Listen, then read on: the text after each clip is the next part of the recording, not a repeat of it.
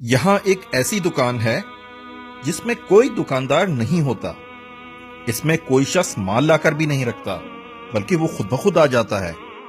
اس دکان کی کوئی حفاظت بھی نہیں کرتا لیکن یہ ہر قسم کی چوری اور ڈاکے سے محفوظ رہتی ہے. یہی نہیں بلکہ اس دکان پر بکنے والی اشیاء جس فیکٹری میں تیار ہوتی ہیں اس میں بھی کوئی کام کرنے والا نہیں ہے. خود ہی ساری مشینیں چل رہی ہیں اور طرح طرح کی چیزیں ان میں سے نکل رہی ہیں.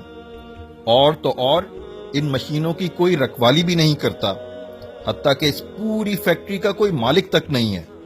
میری بات تو خیر چھوڑیں، لیکن اگر یہ بات آپ کو دنیا کا بڑے سے بڑا فلسفی یا دنیا کی تمام یونیورسٹیز کے پروفیسرز مل کر بھی کہیں تو کیا آپ ان کا یقین کر لیں گے؟ یا آپ کا خیال یہ ہوگا کہ ان سب کا دماغ چل گیا ہے؟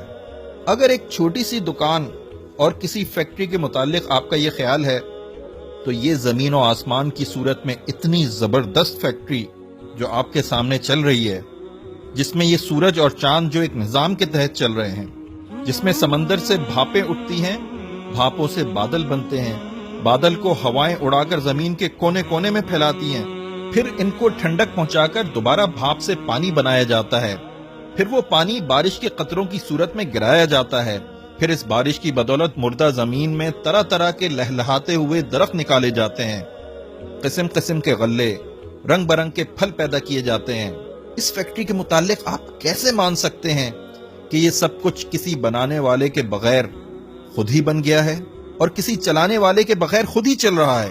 آدمی کا جسم جن اجزاء سے بنا ہے ان میں آئرن، کیلشیم، پوٹیشیم، فاسفورس اور اس طرح کی کئی اور چیزیں ہیں. یہ چیزیں جس پروپورشن میں ہمارے جسم میں موجود ہوتی ہیں اتنی ہی مقدار میں ان چیزوں کو جمع کر لیں اور جس طرح جی چاہے انہیں ملا لیں، آدمی کسی ترکیب سے نہ بنے گا. پھر یہ کیسے مانا جا سکتا ہے کہ ان بے جان چیزوں سے مل کر دیکھتا، بولتا، سنتا، چلتا پھرتا انسان بغیر کسی بنانے والے کے بن گیا؟ ماں کے پیٹ کی ایک چھوٹی سی فیکٹری میں کس طرح یہ انسان تیار ہوتا ہے؟ وہاں اسے ماں کے خون سے ہی غذا ملتی ہے، لیکن ماں کی حکمت کا اس میں کوئی دخل نہیں. وہیں اس آئرن، کیلشیم، پوٹیشیم اور فاسفورس وغیرہ کی ایک خاص مقدار جمع ہو کر گوشت کا ایک لوتھڑا بنتی ہے.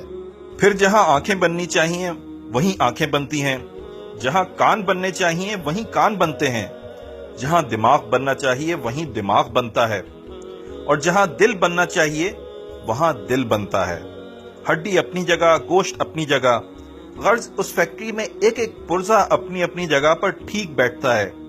پھر اس میں جان پڑ جاتی ہے، دیکھنے اور سننے کی طاقت، چکھنے اور سونگھنے کی طاقت، بولنے اور لکھنے کی طاقت، سوچنے اور سمجھنے کی طاقت، اور نہ جانے کتنی بے حد و حساب طاقتیں اس میں بھر جاتی ہیں.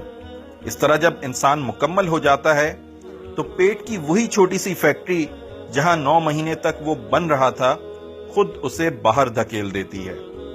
اس فیکٹری سے ایک ہی طریقے پر لاکھوں انسان روز بن کر نکل رہے ہیں، مگر ہر ایک کا نمونہ جدا ہے، شکل اور رنگ جدا، آواز، قوتیں اور قابلیتیں جدا، طبیعتیں اور خیالات جدا، اخلاق اور صفات جدا. یہ ایک ایسا کرشمہ ہے جسے دیکھ کر عقل دنگ رہ جاتی ہے. اس کرشمے کو دیکھ کر جو شخص بھی کہتا ہے کہ یہ کام کسی زبردست حکمت، زبردست قدرت، زبردست علم اور بے نظیر کمالات والے اللہ کے بغیر ہو رہا ہے، یہ ہو سکتا ہے، یقیناً اس کا دماغ درست نہیں.